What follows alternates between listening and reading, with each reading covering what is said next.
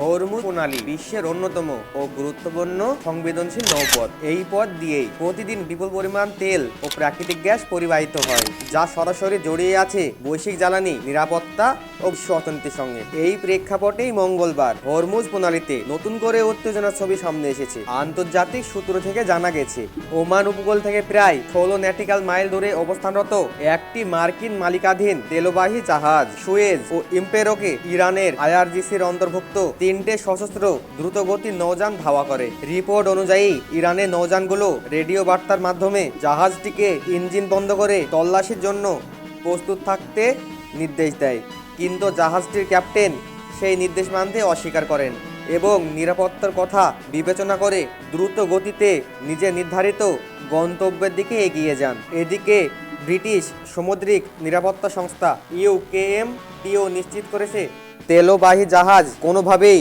ইরানের জলসীমায় প্রবেশ করেনি।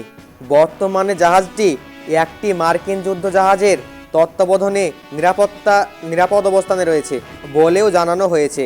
এই ঘটনাকে কেন্দ্র করে আবার প্রশ্ন উঠেছে, বিশ্বের সবচেয়ে গুরুত্বপূর্ণ জ্বালানি নৌপথে কি উত্তেজনা আরও বাড়বে? তার প্রভাব কি পড়তে চলেছে বৈশ্বিক বাজার ও আন্তর্জাতিক রাজনীতিতে?